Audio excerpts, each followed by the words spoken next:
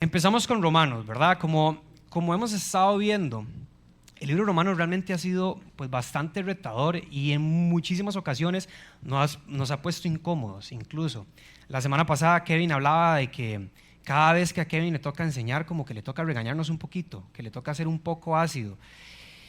Y el tema es que el capítulo 6 es como que una misma línea, la primera parte y la segunda parte. Entonces hoy también vamos a sentir un poco de ese peso que cayó la semana pasada con lo que Kevin nos mencionaba.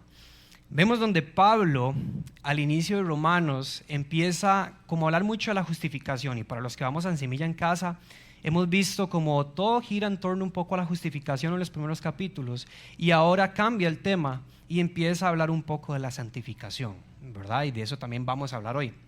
Entonces yo siento, y no lo siento, yo creo que esto es con un propósito. Hay una razón de por qué Pablo necesita repetir tantas veces un tema específico o necesita repetir algo que ya había dicho previamente. Y eso también lo vamos a ver hoy durante nuestra enseñanza.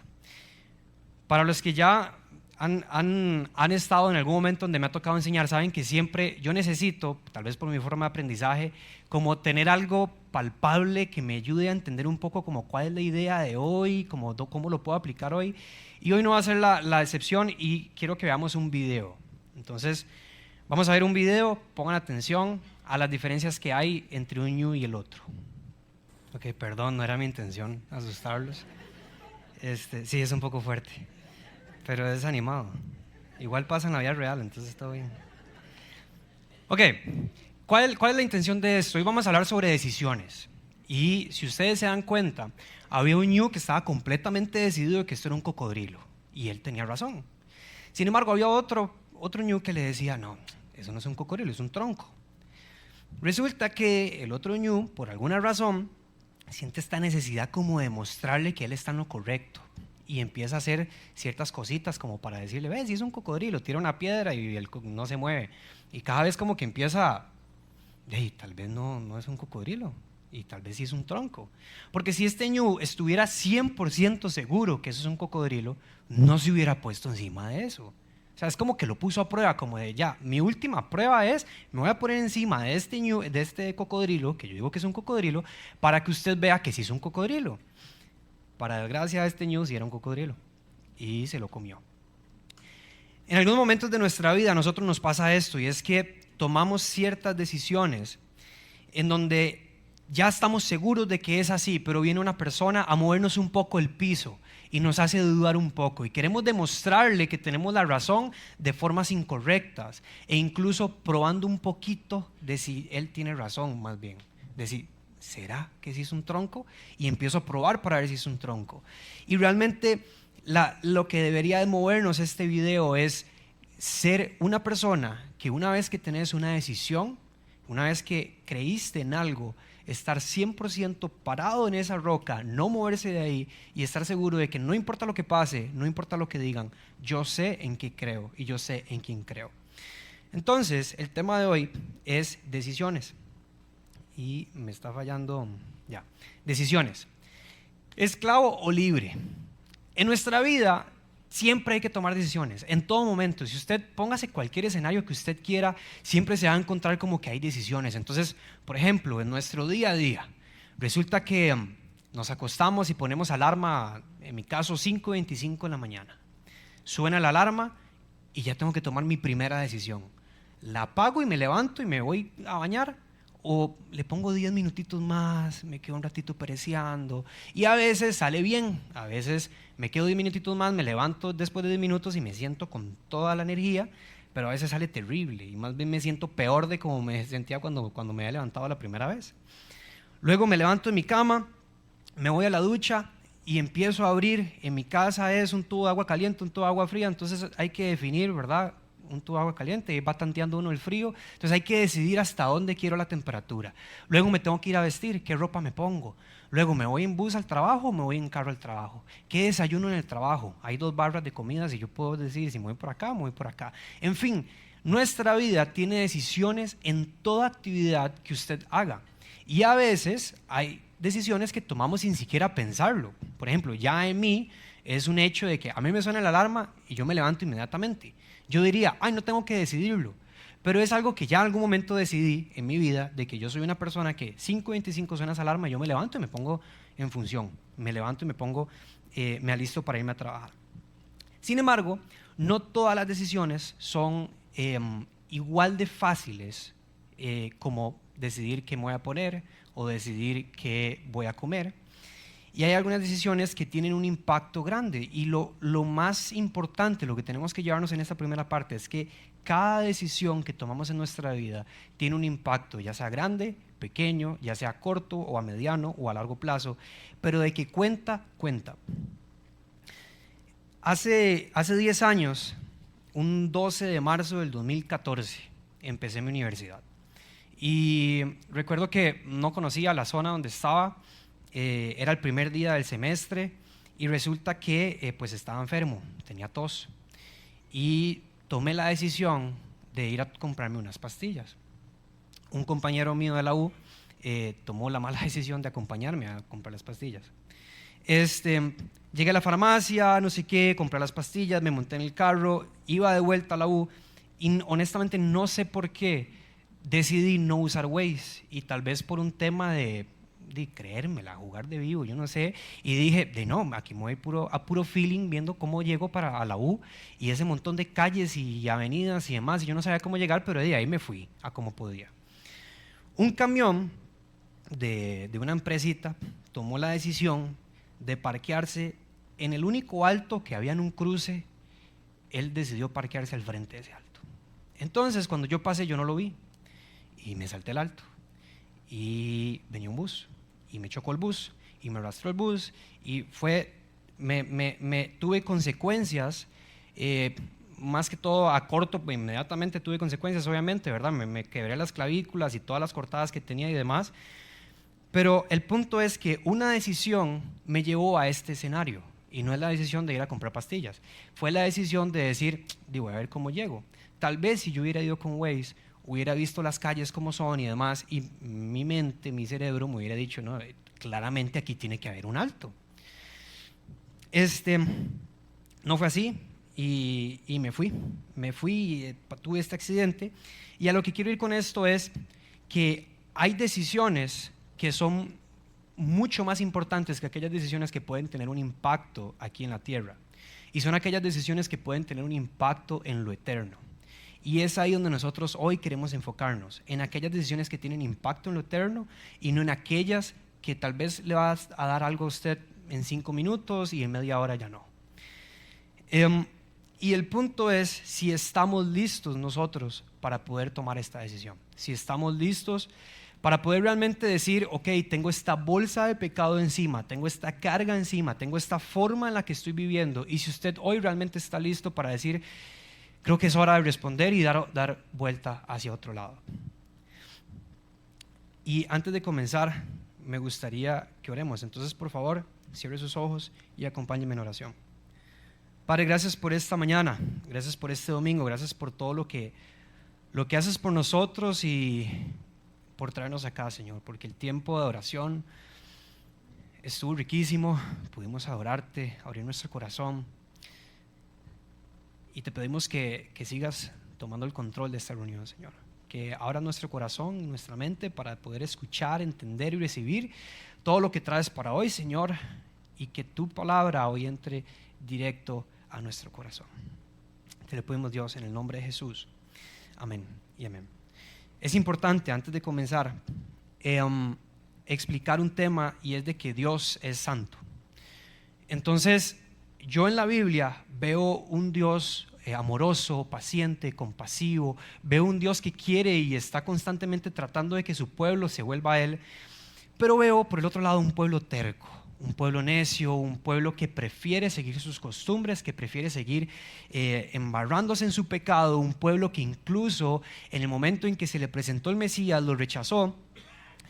Y honestamente a mí me parece que esto no es un cuento ajeno, creo que James lo hablaba hace como 3 semanas, en donde realmente si nosotros nos ponemos en los zapatos de ellos, de Adán y Eva, del pueblo de Israel, de David en los momentos de prueba y demás, si usted y yo estuviéramos en los zapatos de ellos, yo estoy convencido de que hubiéramos hecho exactamente lo mismo. Nuestra actitud, nuestra decisión, nuestra reflexión en el momento antes de pecar o antes de rechazar a Dios hubiese sido el mismo. ¿Y por qué? Lo veíamos la semana pasada. Porque hay una naturaleza que está en nosotros, que es la carne, la naturaleza original que tenemos, que venimos con el pecado por defecto y decidimos rechazar a Dios, decidimos rechazar la autoridad que Dios tiene sobre nosotros e ignorar esto. Y el tema es que nosotros olvidamos la forma en que deberíamos de tratar a Dios, y es que Dios es santo, santo, santo, es completamente santo, y nos olvidamos de eso y lo tratamos como un amigo más, como un compañero de trabajo más, que podemos hablarle así como cualquier cosa, de una forma un poco, digamos que callejera, si se pudiera decir así. Y realmente nos olvidamos de esta posición de Dios. Hoy cantábamos esta canción, creo que fue la segunda o la tercera, en donde hablábamos de esto, de la santidad de Dios, y al principio tienen partes en las estrofas donde es muy fuerte imaginarse esta santidad, este Dios todopoderoso sentado en su trono en toda su santidad, y se nos olvida verlo de esta manera. Entonces, ¿qué dice la Biblia sobre esto? Apocalipsis 21, 27, lo van a tener en sus pantallas. Dice así: nunca entrará en ella nada impuro en la presencia de Dios, ni los idólatras ni los farsantes, sino solo aquellos que tienen su nombre escrito en el libro de la vida, el libro del Cordero. Entonces, empezamos con: nada impuro puede entrar donde Él esté. Impuro es el mal. Y como decíamos antes, nuestra naturaleza original nos impulsa al hacer el mal. Entonces, el tema es que cuando hablamos del pecado, no existe un pecadito para Dios, no existe un pecado más grande o más pequeño que otro. Pecado es pecado, mal es mal. Y lo que la Biblia me dice es que nada impuro puede entrar a donde está Dios. Y Él no puede tolerar ninguna forma de pecado. De hecho, Habacuc 1:13, también va a estar en sus pantallas, dice: son tan puros tus ojos que no puedes ver el mal.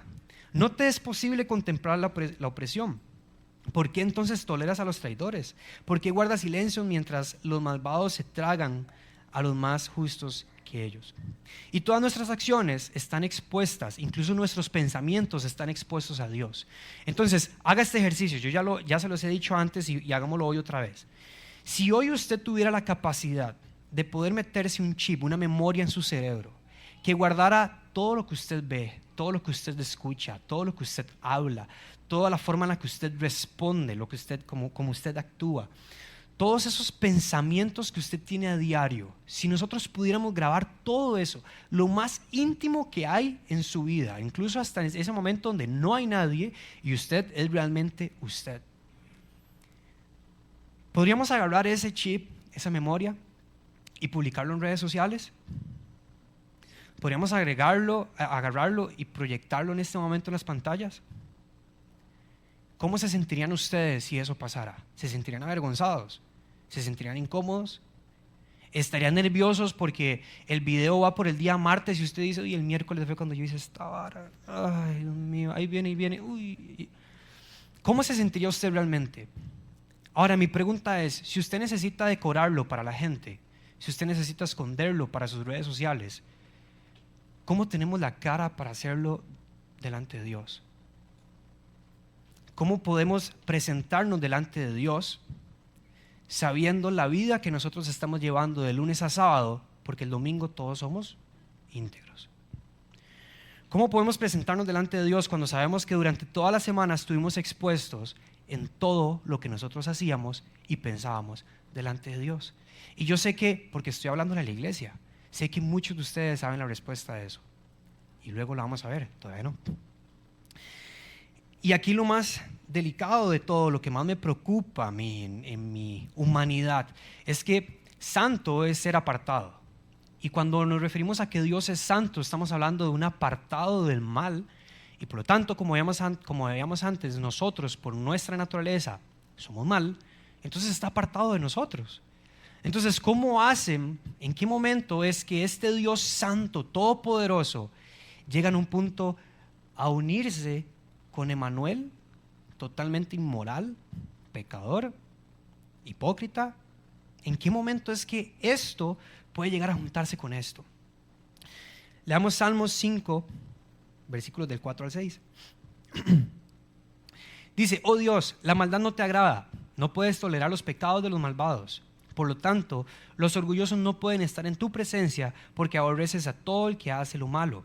Destruirás lo que dice, a los que dicen mentiras. El Señor detesta a los asesinos y a los engañadores.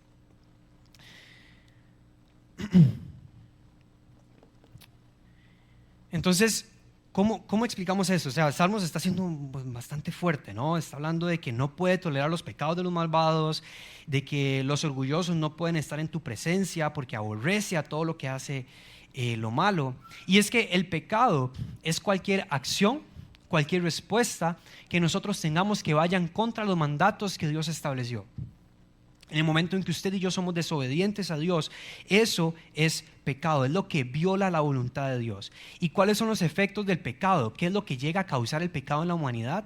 Separación de Dios, corrupción del carácter humano, la muerte es tanto espiritual como física, división entre las personas y la creación de sufrimientos y dolor en este mundo. Entonces el pecado no es un juego, es algo que realmente define. Y ojo, estamos hablando no solo el pecado que hace aquella persona que no está en Cristo, que luego vamos a entrar en eso, estamos hablándole a cristianos. Yo estoy dando por un hecho de que estoy hablándole a la iglesia. Aquí están los creyentes y estamos hablando de esto. El pecado que nosotros cometemos, esta es la consecuencia que tiene sobre nosotros. El pecado afecta claramente nuestra relación con Dios y podemos ver como desde Adán y Eva, el momento donde todo se destruyó ahí, donde había una comunión y una conexión directa con Dios, y Adán y Eva pecaron y ese puente se destruyó. Y ya había una separación entre Dios y el hombre, algo que necesitaba ser sanado, ser reconstruido. Y entonces yo digo, de nuevo, si Dios es santo, santo, santo, completamente santo, ¿cuál va a ser nuestra actitud cuando leamos Romanos capítulo 6 del versículo 15 al 23? Mantengan siempre eso en su mente, que Dios es santo, santo, santo. Para los que toman nota, hay 4 decisiones y esos son los 4 puntos que vamos a ver hoy. Y la decisión número 1 es la siguiente, es la libertad en Cristo. Esa es la decisión número 1 que vamos a ver. Entonces, si quiere la puede apuntar de una vez, porque yo sé que es un poco estresante saber si ya habrá pasado el otro punto. Yo les voy diciendo. Libertad en Cristo. El segundo punto es no ser esclavo del pecado. No ser esclavo del pecado. El tercer punto es vivir como siervos de la justicia. Y el cuarto punto es recibirlo como regalo. Entonces, hoy vamos a ver 4 puntos, 4 decisiones que usted y yo tenemos que tomar hoy. Entonces, ahora en Romanos, capítulo 6, versículo 15, vamos al 23, es cortito. Dice así: ahora bien, ¿eso significa que podemos seguir pecando porque la gracia de Dios nos ha liberado de la ley? Claro que no. ¿No se dan cuenta de que uno se convierte en esclavo de todo lo que decide obedecer? Uno puede ser esclavo del pecado, lo cual lleva a la muerte, o puede decidir obedecer a Dios, lo cual lleva a una vida recta. Entonces, la semana pasada veíamos una pregunta, que era lo que Kevin nos mencionaba. La pregunta era, entonces, ¿seguimos pecando para que la gracia aumente? De ninguna manera. La pregunta de hoy es, entonces, ¿seguimos pecando porque ya no vivimos bajo la ley? Y Pablo responde de nuevo, de ninguna manera. Estas preguntas nos llevan de una forma errónea a pensar de que tal vez como ya hay gracia y como ya no tenemos la ley, ya no vivimos bajo la ley, entonces ahora podemos pecar libremente y podemos hacer lo que queramos.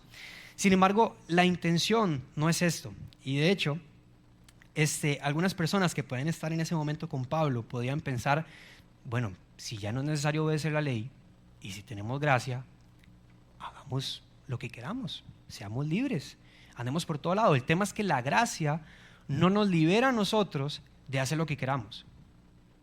La gracia no es esa llave maestra que entonces ahora como hay gracia, ahora puedo ir por el mundo y hacer loco.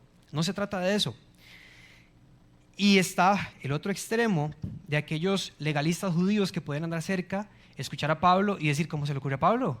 No, si la salvación es por cumplir la ley, tenemos que cumplir la ley. Entonces, tenemos dos extremos incorrectos. Aquel que solo se basa en que la salvación es por obras para cumplir la ley, y aquel que dice de que no importa lo que yo haga, Dios es un Dios de amor, Dios es un Dios que todo me lo va a perdonar porque ya estoy en la gracia, porque la ley ya no me aplica, entonces yo puedo ir a pecar libremente y todo bien. Y es que el hecho de simplemente sugerir que la gracia me libera a mí de eso es absurdo. O sea, no tiene sentido decir que entonces vino la gracia para hacerte libre del pecado, pero entonces ahora voy a ir a pecar libremente. No tiene sentido. Porque vamos a ver que eso más bien lo que hace es que empezamos a servirle a este Señor que es el pecado.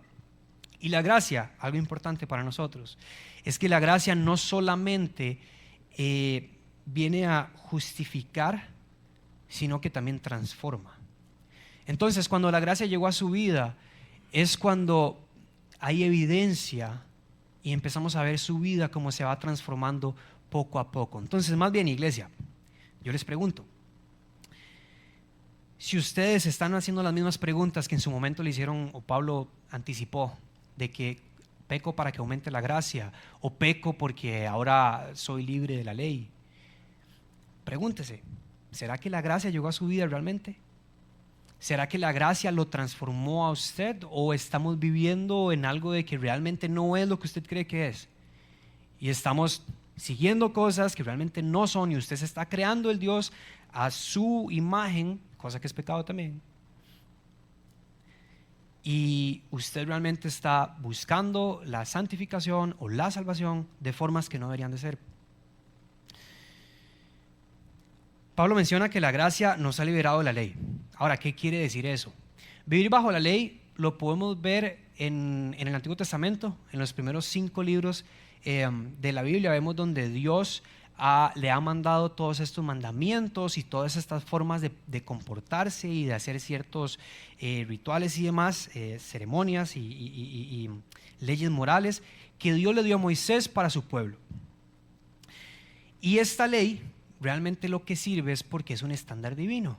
De hecho, esta ley nos permite conocer el carácter santo de Dios, porque nos permite conocer las exigencias de Dios. Y el punto más importante de por qué sirve la ley es porque es este espejo donde usted puede verse y darse cuenta de que no estamos bien.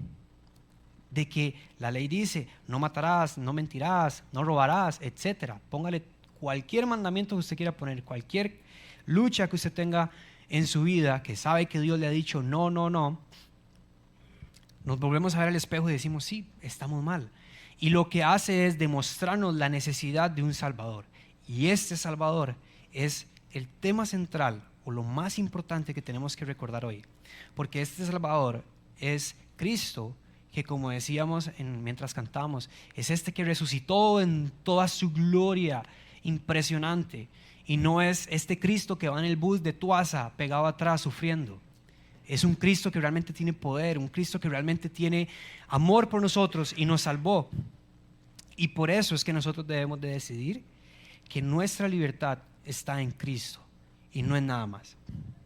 Mateo 6:24 dice, nadie puede servir a 2 amos, pues odiará a uno y amará al otro. Será leal a uno y despreciará al otro. No se puede servir a Dios y estar esclavizado al dinero. En este caso podemos asegurar que una persona que es salva tiene 2 opciones. Una opción es desobedecer a Dios y otra opción es obedecer a Dios. Y obviamente su vida va a dar frutos de esto y se va a notar. Si usted tiene una vida que se caracteriza porque usted obedece al pecado, se le va a notar. Y si usted tiene una vida que se caracteriza porque obedece a Dios, se le va a notar. Entonces, el final de todo esto es que el pecado nos lleva a muerte, mientras que la obediencia a Dios es la marca de nuestra salvación. Y ojo, no estoy hablando de que la salvación depende de la obediencia, no estoy hablando de obras, estoy hablando del resultado de la gracia en nuestra vida. Efesios dice que los creyentes somos hechura de Dios, creados en Cristo Jesús para buenas obras, las cuales Dios preparó de antemano para que anduviésemos en ellas. Entonces usted dice, no, resulta que a mí me encanta el pecado y resulta que a mí yo hago esto, no tiene nada de malo, usted en su corazón sabe que sí tiene mucho de malo y usted lo hace porque usted dice, no, yo puedo hacerlo porque vivo en Cristo, porque vivo bajo la gracia y porque después de hacer esto simplemente voy y pido perdón.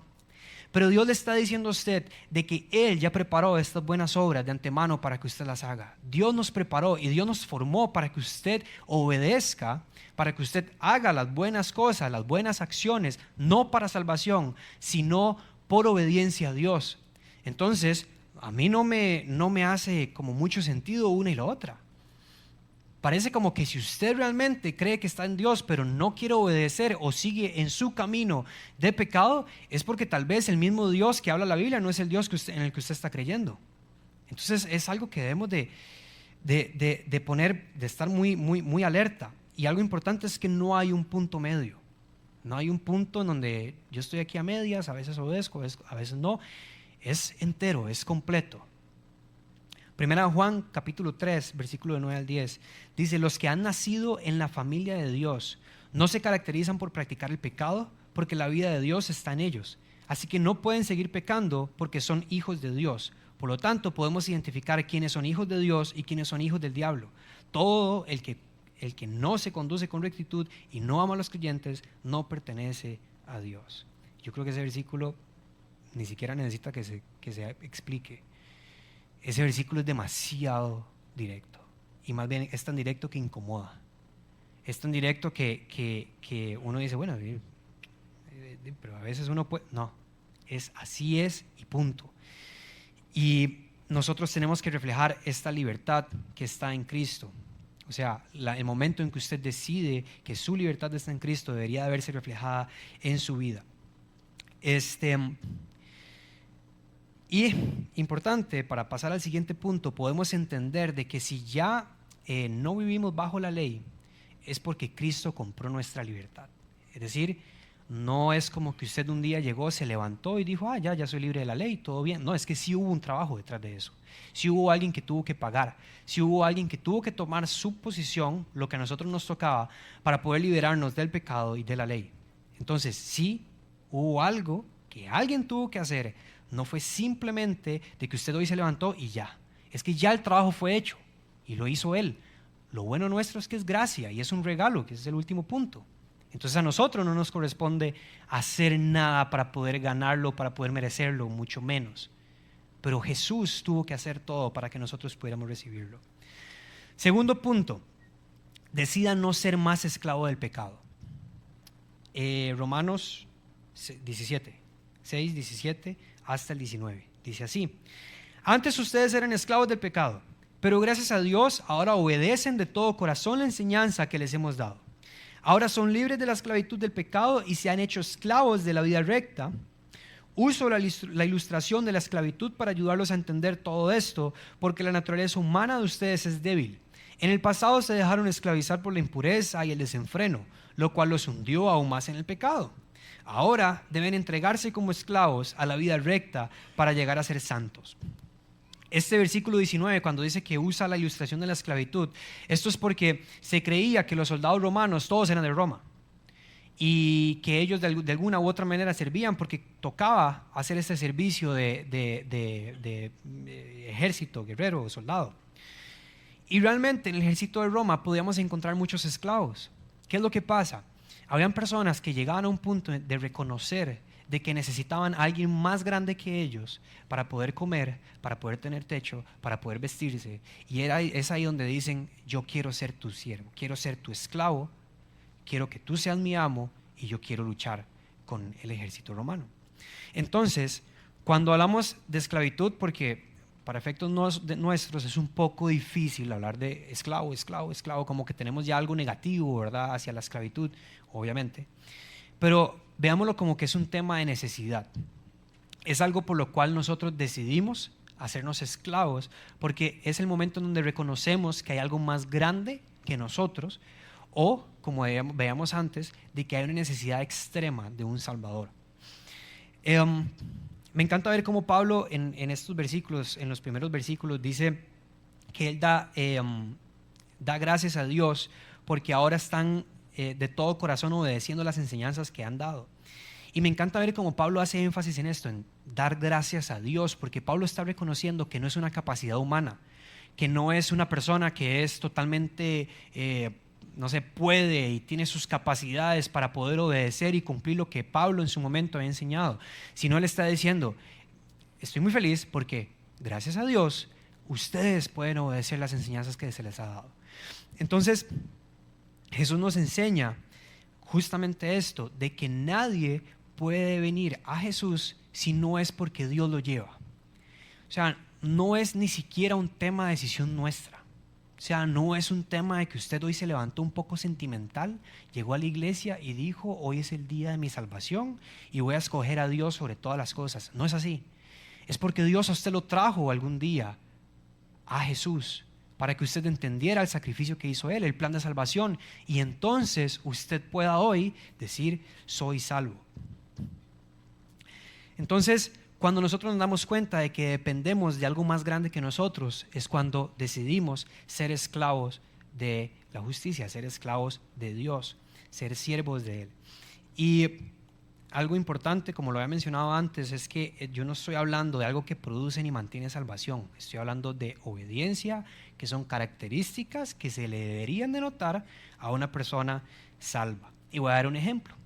Si usted trabaja y tiene un jefe y su jefe le dice que haga X cosa, ni siquiera voy a poner un ejemplo específico de qué cosa, porque lo que sea que me pida mi jefe, yo lo voy a hacer. Si está dentro de mis roles, de las cosas por las cuales a mí me pagan, pues yo lo voy a hacer. Si usted resulta que no tiene un jefe, tiene su empresa propia o trabaja de una forma muy, no sé si decirlo como individual o algo así, y su trabajo depende de usted y no de algún jefe, pues si el cliente suyo le dice, es que yo quiero esto pintado de rosado, con morado y una línea roja en el centro, usted se lo hace. Y si resulta que se ve feo y él dice que yo lo quiero así, usted se lo hace porque está pagando. Él es en ese momento su autoridad. Entonces, si nosotros en nuestra naturaleza, nuestro mundo diario, nuestro jefe nos dice X cosa o nuestro cliente nos dice Y cosa y usted obedece y usted sabe que es su autoridad, por eso lo está obedeciendo, porque usted necesita el trabajo, necesita ese negocio, ¿por qué con Dios no hacemos eso? Porque Dios nos dice, hey, esto y esto y esto tiene que ser así. Yo lo quiero rosado, con morado, con una línea roja en el centro. Y nosotros decidimos no obedecerlo. ¿Y qué es lo único que revela eso? Que no es nuestra autoridad. De que nosotros probablemente nos estemos formando otro Dios que creemos que es nuestra autoridad y queremos obedecerlo según lo que nosotros entendemos que hay que obedecer. Pero la Biblia no es así. No es un tema de que ahí está la Biblia a lo que usted disponga, a lo que usted quiera entender. La Biblia es la Biblia, la palabra de Dios es la palabra de Dios. Y una de las primeras cosas por las cuales nosotros necesitamos un Salvador es justamente por eso, porque nosotros quitamos a Dios de ese puesto de autoridad, porque nosotros demostramos que Dios no era nuestra autoridad y eso es lo que se nos toma como pecado. Y algo que a mí me estuvo costando mucho esta semana preparando el mensaje, y es la semana pasada Kevin me escribe y me dice, Emma, ¿qué es lo que, ya vos tenés lista la enseñanza? ¿Qué es lo que vos vas a enseñar? Y entonces yo llego y le mando un audio con todos los puntos que yo pensaba tocar, y Kevin me manda una carita riéndose y me dice, ma, es lo mismo que yo voy a enseñar hoy. En ese momento uno entra en pánico y yo le dije a Kevin, es que no podemos hacer nada. O sea, si Kevin les mandó de tarea, no sé si lo hicieron, ir a leer todos Romanos. Si ustedes no lo hicieron, hágalo y léase del 1 al 23 y van a ver cómo del 1 al 14 es un mensaje y el 15 al 23 es otro mensaje relativamente similar y tienen cosas incluso que se combinan, que se conectan. Y yo le decía a Kevin, hagamos algo. Yo ese día me traje hasta el iPad, me senté ahí y empecé a apuntar todo, casi que le ponía aquí eso que uno le pone el microfonito para que apunte todo lo que va diciendo, para poder llegar a mi casa y leer todo lo que Kevin decía para ver qué puedo cambiar yo. Y yo vine aquí con esa idea y terminó y yo dije, todo bien, me fui a Semilla en Casa y si usted se da cuenta, si usted fue a Semilla en Casa, las preguntas que se tocaron probablemente es lo mismo que yo acabo de hablar durante todo ese tiempo. Y yo empecé a leer, empecé a ver Romanos y yo decía, Pablo tiene como esta como que se ve este patrón, como que repite una y otra vez la idea, y como que del versículo 1 al 14 dijo algo y del 15 al 23 uno dice, Dios mío, pero ¿dónde está lo diferente? ¿Qué voy a hacer? Y yo me quedé pensando, y eso es algo que yo los invito a que ustedes lo piensen, y es, si usted está aquí hoy sentado y vino el domingo pasado, se está llevando probablemente la doble porción de lo mismo. Tal vez Dios de alguna forma le dé una aplicación diferente. Nunca hay una enseñanza que sea exactamente igual. Siempre Dios y el Espíritu Santo va a tratar en nuestro corazón de formas diferentes. Pero yo le pregunto, ¿cuántas veces se ha sentado usted a escuchar un mensaje de exactamente esto?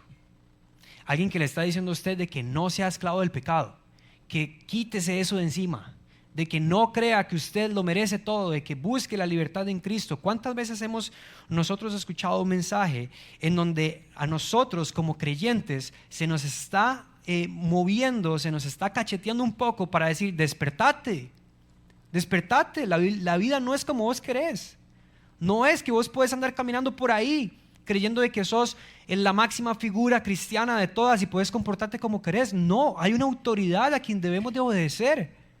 ¿Cuántas veces has escuchado eso, incluyendo hoy, y no has cambiado nada? Y seguimos escuchando el mismo mensaje una y otra vez y decimos, ya, esta vez sí. Y la semana sigue exactamente igual. Mi punto es que Pablo tuvo que repetirlo porque Dios se lo puso en su corazón. Y si hoy, iglesia, estamos hablando de lo mismo de hace 8 días, es porque Dios necesita trabajar en el corazón de alguno de ustedes. Y no me quito yo, porque me dio tanda durante la semana. Y si hay algo que me quedó clarísimo, durante la semana me pasaron muchas cosas y me costaba concentrarme mucho, y yo le decía a Fío, no, como que no logro cerrar las ideas, y me senté un par de veces con mis papás y yo les decía, es que tengo que enseñar esto y como que no logro, y de alguna forma mi papá me decía, es que es esto y lo hizo ver tan fácil, tan sencillo, y me decía, no, sí se puede. Y yo decía, pero Dios mío, ¿por qué yo estoy así? Porque estoy como cegado, como que no logro terminar esto. Y ayer en la noche, mientras yo estaba orando, me dio un colerón, porque yo decía, obviamente el enemigo no quiere que esto se hable. En La Semilla en Casa, Kevin decía que hay que hay una estrategia, hay un libro que mencionaba Kevin, que él decía, no voy a contar mucho el contexto para no perderme, pero básicamente el enemigo sabe que lo que tiene que hacer con nosotros en el momento en que estamos muy concentrados es nada más desconcéntrelo. Nada más, no es ni siquiera mándele un tsunami para que entre en pánico y se le olvide que hay un Dios. No, es nada más desconcéntralo. Preséntele por ahí algo que le gusta y ya se van todas. Preséntele por ahí algo que le incomoda, algo que lo tiene todo el día, lo tiene ahí molestando en su mente. Presénteselo y va a ver cómo se desvía. Entonces, lo que quiero decir es, iglesia, por favor, no tome por poco este capítulo de Romanos. Si usted está aquí y vino la semana pasada, no diga, bueno, es lo mismo y seguro La Semilla en Casa van a hacer las mismas preguntas. No, más bien pregúntese, ¿qué es lo que tengo que sacar hoy? ¿Por qué Dios me trajo hoy acá? Porque no fue su decisión. Seguimos, tercer punto. La tercera decisión que tenemos que hacer es decidir vivir como siervos de la justicia. Versículos 20 al 22. Cuando eran esclavos del pecado, estaban libres de la obligación de hacer lo correcto. ¿Y cuál fue la consecuencia? Que ahora están avergonzados de las cosas que solían hacer, cosas que terminan en la condenación eterna. Pero ahora quedaron libres del poder del pecado y se han hecho esclavos de Dios. Ahora hacen las cosas que llevan a la santidad y que dan como resultado la vida eterna. La libertad que ahora tenemos no es una cuestión de si queremos o no servir, es más bien a quién le queremos servir. Y continuando un poco con la historia que les comentaba al principio de mi accidente, después de que ya me llevaron al hospital y demás, fue una experiencia bastante fea, en donde yo no me podía mover, donde a mí me tenían que dar de comer, me tenían que bañar, y en ese momento estamos hablando de que yo iba a otra iglesia donde yo era líder, donde yo tenía mi célula, donde yo daba enseñanzas, donde yo iba todos los domingos, todos los sábados, pongo una actividad, cualquier cosa, y yo iba a estar ahí en la iglesia. Y yo en ese momento pensé, ¿cómo es posible que yo estuviera desperdiciando el poder tomar la decisión de servir como un siervo de justicia. En ese momento no estamos hablando de que yo pensé, uy, Dios mío, qué susto, perdón, durísimo, qué susto, estuve en un accidente y casi me muero, me hubiera ido al infierno. No, yo no estaba pensando en eso. Era, Dios mío, qué desperdicio de vida de que yo, ya siendo creyente, no estaba sirviendo como debía de servir, no estaba obedeciendo como debía de servir. Y yo le recomiendo, no espere a que Dios le ponga un bus al frente, porque duele. No espere a que Dios tenga que tratar con usted de una forma fuerte para que usted responda y usted diga, bueno, sí, Dios, ya ahora sí voy a obedecer. No espere eso. Espere esto como una llamada de atención. Lléveselo a su casa, medítelo como una llamada de atención. Y si usted tiene que hacer algo en su vida, clámele a Dios que por favor le ayude. Lo que más me afecta a mí de todo esto es pensar en que nosotros tenemos al Espíritu Santo que está en nosotros y tenemos toda la capacidad de decirle que no al pecado. Tenemos toda la capacidad de pararnos en que no voy a pecar y no lo logramos. Y ustedes ya sabemos nosotros por qué es. No lo logramos. Vivir en santidad es pues obedecer a Dios y permitir que el Espíritu Santo nos guíe, nos transforme, nos hable, nos cambie, nos lleve. Pero sobre todo es vivir en una entrega total a Dios. Y como decíamos antes, con Dios no hay medias. Es o viene o no viene. Pero vamos con todo. Una de las marcas de salvación, y el versículo lo mencionaba cuando hablaba de avergonzarse, es justamente eso. Y aquí viene otra pregunta, y es, iglesia, ¿nos avergonzamos realmente del camino que teníamos antes de venir a Cristo? ¿Nos avergonzamos realmente cada vez que pecamos? ¿Cuál es nuestra reacción cuando pecamos? Porque evidentemente funciona, y no es un tema de esta enseñanza, el momento en el que nosotros hoy pecamos o caemos funciona diferente a cuando antes estábamos sin Cristo y pecábamos y vivíamos libremente y felices en ese pecado. Pero ahora es, ¿cuál es tu reacción? ¿Cuál es tu actitud en el momento en que pecas? Pecas y dices, no importa, voy a ir donde Dios a pedirle perdón porque Dios, verdad, me perdonó ayer, hoy y por siempre. ¿O realmente te avergüenzas y te duele de haberle fallado a tu Dios? ¿Realmente te avergüenzas del pasado que tienes? ¿O es un pasado interesante dependiendo del momento en donde estemos, de la mesa, de quienes están sentados en la mesa? Estoy en el trabajo, llegan mis compañeros de trabajo y yo digo, es que viera, yo antes tomaba, yo antes me iba. ¿O realmente te avergüenza el pasado de dónde te sacó Dios? Esa es una de las marcas que nosotros debemos de analizar, que son marcas de salvación en nuestra vida. Es decir, el momento en donde reconocemos eso y nos avergüenza por dónde fue que pasamos y por dónde estuvimos y agradecemos que Dios nos sacó. Y este mensaje, el mundo lo ve diferente a como nosotros lo vemos. Las personas que no creen en Cristo como su Salvador lo ven diferente a como nosotros lo vemos. Y es, la esclavitud para ellos es libertad. O sea, para ellos ser esclavo de un pecado es libertad porque puedo hacer lo que yo quiera. ¿Y cuántas veces han escuchado esto de que no, yo ahorita estoy muy joven, más adelante cuando yo ya tenga mi familia, ya yo no vaya a viajar más, ya yo no vaya a estar más enfiestadísimo y todo ese asunto, entonces ahí ya me entregaré al Señor? ¿Cuántas veces hemos escuchado eso? Yo creo que muchísimas. ¿Por qué? Porque el mundo ve la esclavitud como la libertad, mientras que nosotros vemos la libertad como la esclavitud a Dios. Para nosotros, ser libres es cuando podemos reconocer, como los romanos, que hay alguien más grande que nosotros, que yo lo necesito, en nuestro caso, para mi salvación.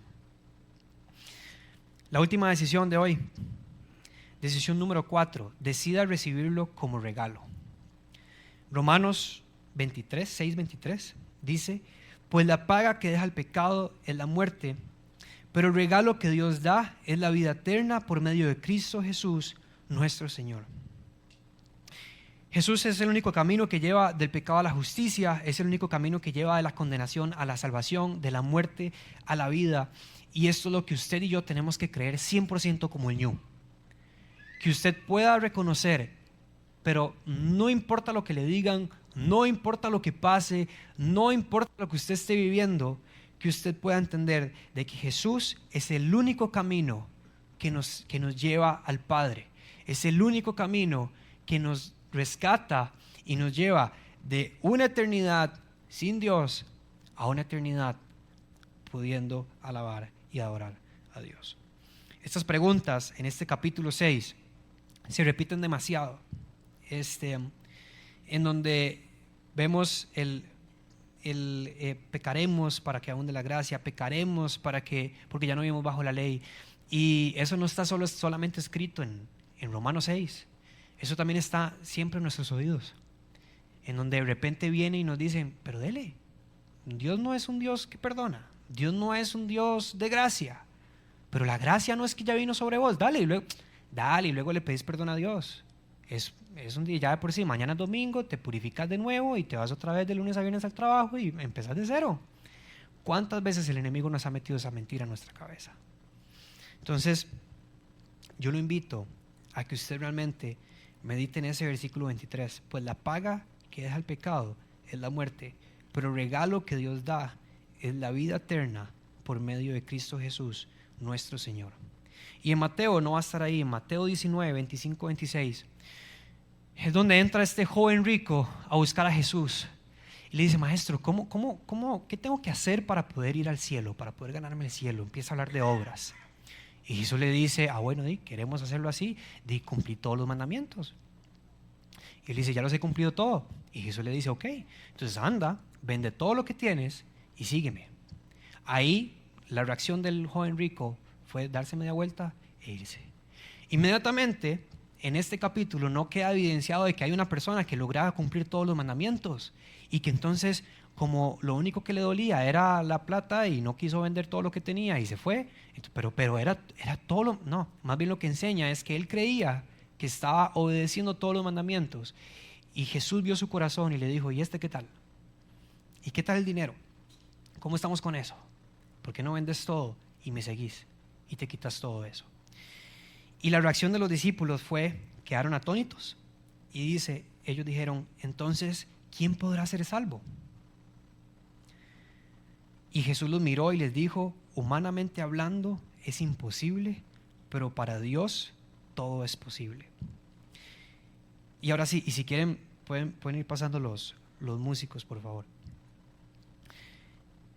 Eso es lo más importante en esta parte de Romanos, en este capítulo, en este versículo 23, de que humanamente es imposible, pero para Dios es posible. Durante muchísimo tiempo estuve asistiendo a un lugar donde estuve viviendo de una forma donde yo sentía que tenía que sí o sí cumplir cada uno de los mandatos que estaban en la Biblia, porque si no me iba derechito al infierno y la salvación dependía de eso. Y yo andaba un bulto encima mío con todos los pecados que yo iba cargando. Y cuando yo iba en la calle, cuando yo iba caminando, cuando yo iba al colegio, a la U, yo andaba como los caballos del parque de diversiones cuando le ponen los cositos aquí para que no se distraigan. Yo trataba de andar enfocadísimo en Dios para no irme ni para la derecha ni para la izquierda, porque en el momento en donde yo me iba, todo iba a ser un desastre. Y cuando yo me iba, efectivamente todo se convertía en un desastre, porque mi corazón se volvía loco y yo decía, Dios, otra vez te fallé, no sé qué, y otra vez empezaba yo, Señor, yo acepto a Jesús en mi corazón y declaro que Jesús es mi Salvador, y yo creía que yo tenía que volver a empezar de cero porque dependía de mí.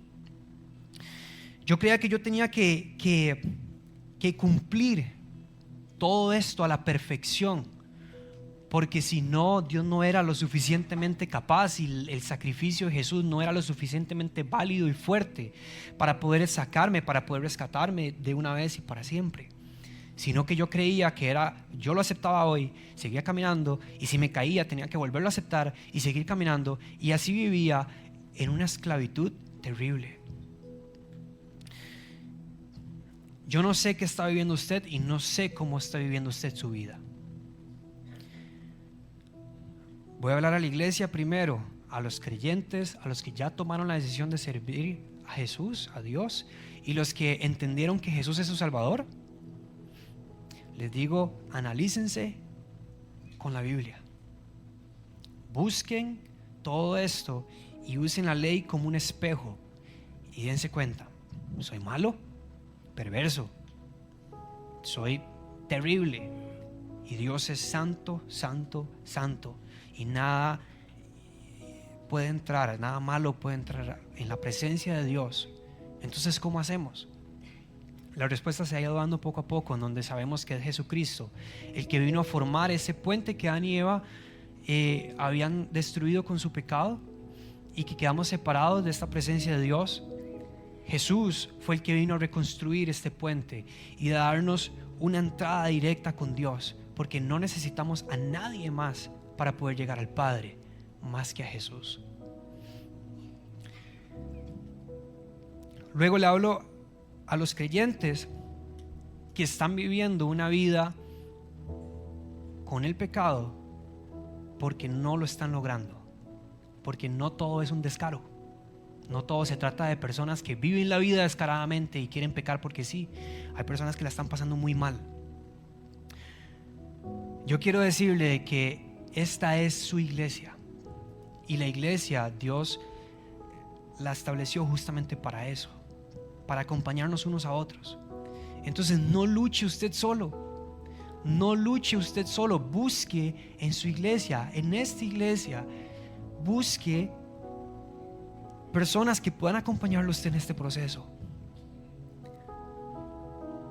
Si usted cae, créame que aquí hay más de uno que está dispuesto a poner el hombro para llorar un rato, para levantarnos y seguir, porque Dios es fiel, porque Jesús fue el que hizo la obra, porque mi libertad está en Cristo.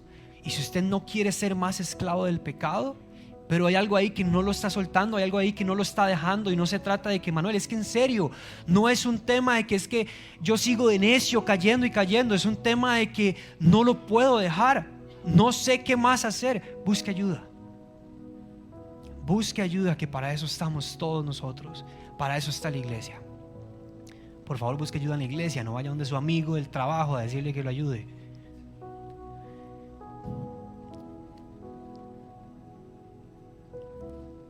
Y para las personas que sí lo están haciendo de forma hipócrita, creo que es hora.